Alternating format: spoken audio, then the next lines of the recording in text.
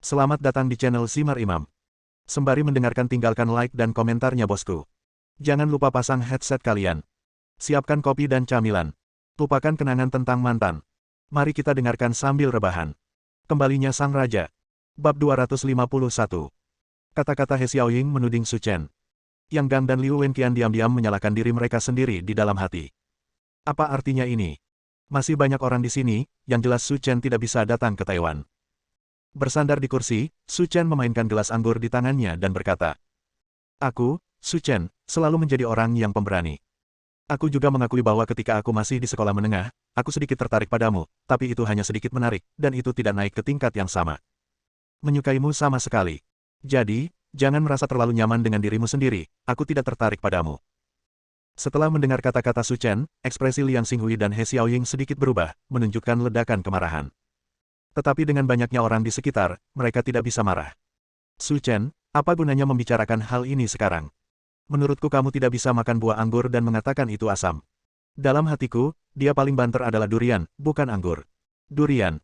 Yang Gang dan Liu Wenqian hampir tertawa terbahak-bahak. "Su Chen, jangan melangkah terlalu jauh. Aku tahu kamu kesal dan cemburu, tapi tolong lihat faktanya dengan jelas. Dunia ini kejam.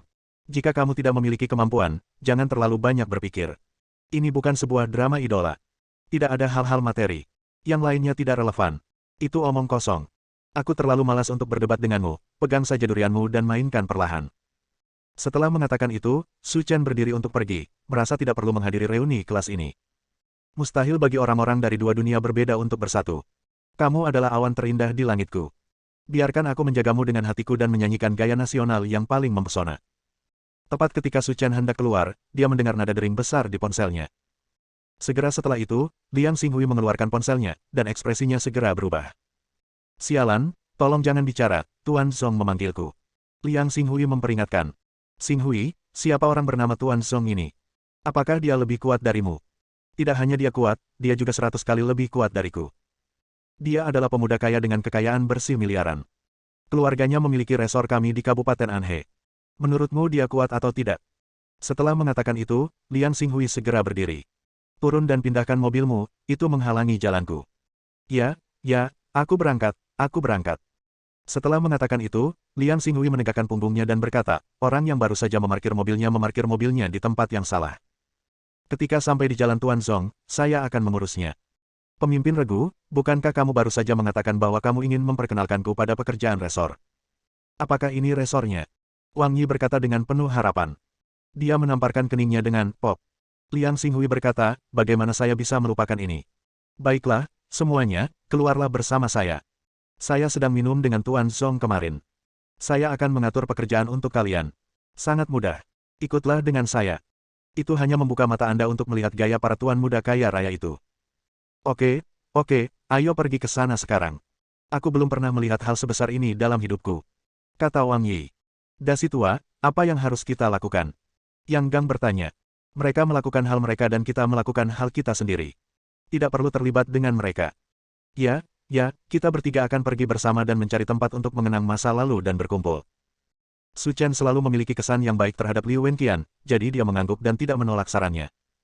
Segera, Liang Xinghui mempercepat langkahnya dan memimpin yang lain keluar dari hotel. Ketika dia berjalan ke pintu, dia kebetulan melihat Zong Boyuan. "Hei, Tuan Zong, kebetulan sekali bertemu dengan Anda di sini." Setelah melihat Zong Boyuan, Liang Xinghui segera memegang tangannya, seolah-olah sedang melihat kerabat. Di sisi lain, Zong Boyuan sedikit bingung. Yang ada di benaknya adalah, dari mana orang bodoh ini melompat? "Siapa kamu?" "Dahi." Ekspresi Liang Xinghui menjadi canggung. Dia membual tentang mengenal Zong Boyuan, tapi sekarang dia tidak mengenalnya. "Tuan Zong, apakah Anda lupa? Nama saya Liang Xinghui. Kemarin, kedua paman saya dan saya makan malam bersama Anda. Saya bahkan bersulang untuk Anda di meja makan." Zong Boyuan sedikit mengernyit dan berpikir sejenak. Sepertinya memang ada orang seperti itu saat makan malam kemarin, tetapi karena dia hanya seorang teman, dia tidak memiliki kesan. Tapi bagaimanapun juga, Zong Boyuan adalah orang yang keluar dari semua orang. Dengan sikap ramah dan menghasilkan uang, dia berkata, "Aku ingat siapa kamu, dan kebetulan aku bertemu denganmu di sini." "Bukan. Bertemu Tuan Zong secara kebetulan adalah takdir yang besar." Setelah mengatakan itu, Liang Xinghui menunjuk ke He Xiaoying di sebelahnya dan berkata, "Cepat dan sapa Tuan Zong." "Halo, Tuan Zong, saya pacar Xinghui, He Xiaoying. Senang bertemu dengan Anda. He Xiaoying mengulurkan tangannya, ingin berjabat tangan dengan Zhong Boyuan. Menghadapi tuan muda seperti itu, wajar saja jika mengambil inisiatif. Kesan Zhong Boyuan terhadap Liang Xinghui terbatas pada pertemuan satu kali di meja anggur, jadi dia tidak ingin berbicara dengannya. Dia hanya ingin dia memindahkan mobilnya dengan cepat dan kemudian pergi ke adegan berikutnya sendirian. Tapi yang tidak dia duga adalah pacarnya cukup cantik. Dari sudut pandang ini, dia masih layak untuk dijadikan teman. Halo. Zhong Boyuan berkata sambil tersenyum. Zhong Boyuan memahami prinsip bermain keras untuk mendapatkan, jadi dia tidak terburu-buru dan siap menghabiskan waktu lama untuk menangkap ikan besar. Tuan Zhong, sudah takdir kita bertemu di sini. Ada yang ingin saya minta bantuan Anda, kata Liang Xinghui sambil tersenyum. Oke, katakan saja sesukamu. Mengingat pacar Liang Xinghui, sikap Zhong Boyuan meningkat pesat dan dia berinisiatif untuk mengobrol dengan Liang Xinghui. Tuan Zhong, ini adalah teman sekelasku, dan mereka tidak memiliki banyak kemampuan. Bukankah keluarga Zhong kita membuka resor? Bisakah Anda memberi mereka beberapa lowongan untuk bekerja di sana? Jadi ini mudah untuk dibicarakan, kata Zhong Boyuan riang. Mendengar ini, semua teman sekelas Liang Xinghui tampak bahagia. Pemimpin regu pasti terlalu bangga, dan dia menyelesaikan pekerjaannya hanya dalam beberapa kata. Keren abis. Kebetulan saya memiliki 3 tempat kosong, semuanya diberikan kepada Anda.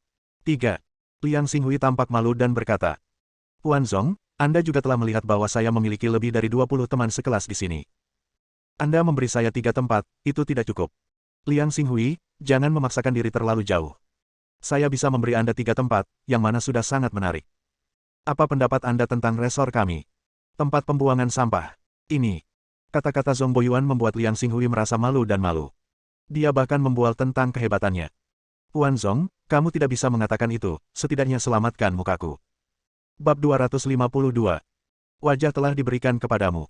Kamu tidak menginginkannya untuk dirimu sendiri. Kami pikir keluarga Zhong kami sedang melakukan amal, jadi kamu baru saja makan bersamaku.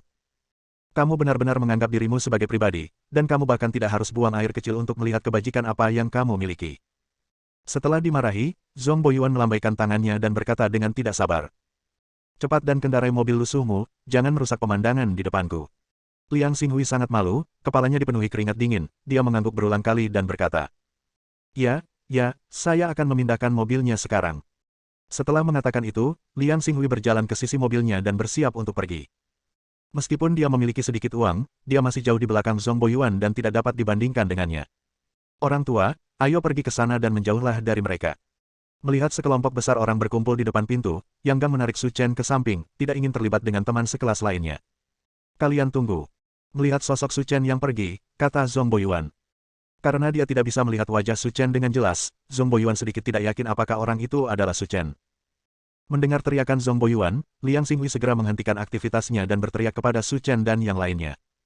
Yang Gang, kalian berhenti. Karena dia marah pada Zhong Boyuan, Liang Xinghui khawatir dia tidak punya tempat untuk melampiaskannya, jadi dia berbicara dengan sangat keras. Apakah kamu berbicara denganku? Su Chen memiringkan kepalanya, menatap Liang Xinghui dengan dingin dan berkata. Jika bukan kamu, siapa lagi yang bisa melakukannya? Apakah kamu tidak melihat Tuan Zhong berbicara denganmu? Beraninya kamu maju. Kamu tuli, kan? Karena insiden He Xiaoying, Liang Xinghui selalu menyimpan dendam di hatinya. Melihat Su Chen, dia menjadi marah. Melihat tindakan Su Chen, He Xiaoying menggelengkan kepalanya tanpa daya. Meskipun Liang Xinghui baru saja ditolak mukanya, itu karena dia membuat tuntutan yang berlebihan, jika tidak, Tuan Zhong akan tetap memperlakukannya dengan sopan. Adapun Su Chen, ketika dia melihat seseorang sebesar Tuan Zhong, dia tidak tahu bagaimana cara datang dan menyapa. Orang bodoh seperti ini pasti tidak akan mampu bertahan di masyarakat di masa depan, dan tidak mungkin menghasilkan banyak uang. Ketika dia memikirkan hal ini, He Xiaoying merasa sangat beruntung karena dia tidak mengaku padanya saat itu. Jika tidak, Anda harus menanggung kesulitan bersamanya. Pada saat ini, semua orang memperhatikan bahwa Zhong Boyuan berjalan dengan tergesa-gesa, dengan ekspresi marah di wajahnya. Sekarang sudah berakhir. Tampaknya Tuan Zhong marah dan siap memberi pelajaran pada Su Chen. Itu adalah pemuda dari keluarga kaya raya. Dia selalu mengantri untuk menyambutmu kemanapun dia pergi, tapi dia sebenarnya mengabaikan Tuan Muda Zhong. Tentu saja Tuan Muda Zhong akan marah. Siapapun yang membiarkan dia terus mengaku sebagai bangsawan tetapi menyinggung Tuan Zhong akan menanggung akibatnya. Ada suara, pop. Zhong Boyuan menamparkan wajah Liang Xinghui dengan keras, menyebabkan teriakan keras. Apakah kamu sakit jiwa? Beraninya kamu berbicara seperti itu pada Tuan Su. Tuan Su. Liang Xinghui tercengang, seperti orang bodoh dengan berat lebih dari 200 pon, dia menutupi wajahnya dan membeku di tempatnya. Semua orang yang hadir sedikit bingung. Apa yang terjadi? Mengapa Tuan Zong mengalahkan pemimpin pasukan? Juga, siapakah Tuan Su itu? Siapa lagi di daerah kecil ini yang pantas disebut demikian? Segera, dengan semua orang menonton, Zhong Boyuan membungkuk dalam-dalam ke arah Su Chen dan berkata sambil tersenyum. Tuan Su, mengapa Anda masih di sini? Penglihatan saya tidak begitu baik sekarang, dan saya bahkan tidak mengenali punggung Anda. Saya benar-benar minta maaf. Mendesis. Semua orang tersentak. Zhong Boyuan yang terkenal sebenarnya berbicara kepada Su Chen dengan nada ini. Inilah tepatnya hubungan antara tuan dan pelayan. Datang dan makanlah. Ini masalah besar. Jika saya tahu Tuan Su ada di sini, saya akan naik dan bersulang. Saat ini, semua orang berada dalam kebingungan dan tidak tahu apa yang sedang terjadi. Tuan Zong, apa yang terjadi? Saya memahami situasi Su Chen. Kondisi keluarga mereka sangat miskin. Mereka berada ribuan mil jauhnya dari keluarga Zong. Bagaimana mungkin? Kata Liang Xinghui gemetar. Ada suara, pop. Zhong Boyuan menamparnya lagi. Apa yang kamu bicarakan? Kamu berani mengatakan bahwa keluarga Tuan Su dalam kondisi yang buruk dan dia sedang mencari kematian. Skuter kasual Tuan Su semuanya adalah BMW M6 yang bernilai lebih dari 2 juta yuan, dan mobil dinasnya adalah sebuah mobil bernilai 3 juta yuan. Ferrari Enzo edisi terbatas senilai 100 juta yuan, Anda sebenarnya mengatakan bahwa kondisi keluarga Tuan Su buruk, dan otak Anda dimakan anjing. Apa? Su Chen mengendarai mobil sport seharga 300 juta. 300 juta. Berapa biayanya?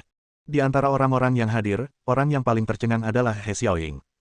Saat ini, pikirannya kosong. Su Chen sangat kaya.